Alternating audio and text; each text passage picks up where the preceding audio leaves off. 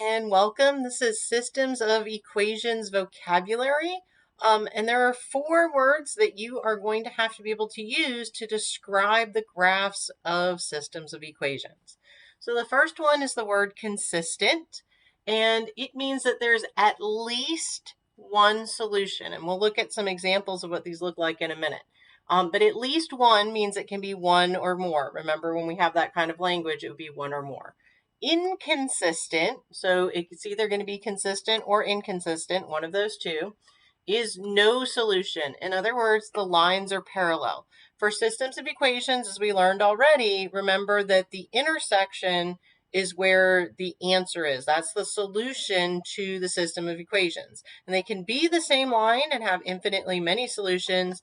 They can have a single solution, or they can have no solutions and be parallel. And so if it's parallel, it's inconsistent, there are no solutions.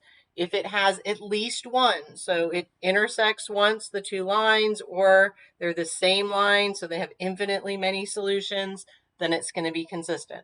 Okay, and just like when we describe, like, say, triangles, and we can describe either the angles or we can describe the sides. So, like, for instance, you can have an isosceles right triangle, so you're describing both the angle and the sides. You can have more than one thing to describe the graph. So all the graphs that you're going to be looking at, the systems, are either going to be consistent or inconsistent. And then we can actually describe them using another word, most of them. Okay, and that would be independent. That means there's exactly one solution.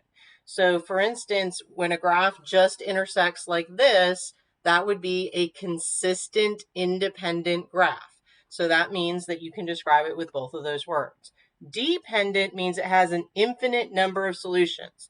So again, that means it's the same line. So I can have a dependent consistent graph because that means it has an infinite number of solutions. Now, you notice there's no thing down here that describes no solution. If it's no solution, it's just inconsistent, and we don't use one of these words to describe it. Okay, so let's look at some examples. Okay, so for this graph, and that's a little bit light, so maybe I'll draw over it. Okay, I have a single point where they intersect, which means that it has one solution. So if I'm looking at my list between consistent or inconsistent, at least one solution. So this graph is going to be consistent. That would help if I could spell consistent. And between independent and dependent, exactly one solution is independent. So I would call this a consistent independent when I was describing it. And on your workbook pages, you are going to have to be able to describe consistent, independent, those sorts of things. Okay, so let's take a look at another example. Okay. In this case, I've got 2 parallel lines. Remember, parallel lines have the same slope but different intercepts. So when you're looking here, these are parallel. They have the same slope, but they are not, so they're not going to have a solution. So when you look between consistent and inconsistent, inconsistent because there's no solution.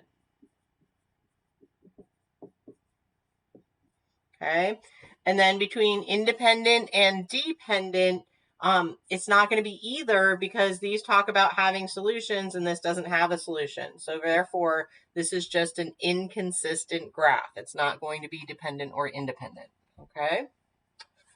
The last example that I want to look at, this is the same line. Okay, if it's the same line, that means it's an infinite number of solutions. So between consistent and inconsistent, there's at least one solution because we know there's an infinite many. So this graph is going to be consistent.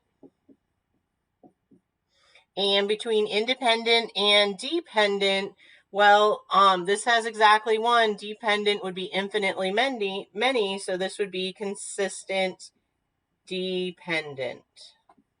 Okay, and so to describe this graph when it's the same line, it would be consistent dependent. Okay, I hope this helps, and if you have any questions, you know where to find me.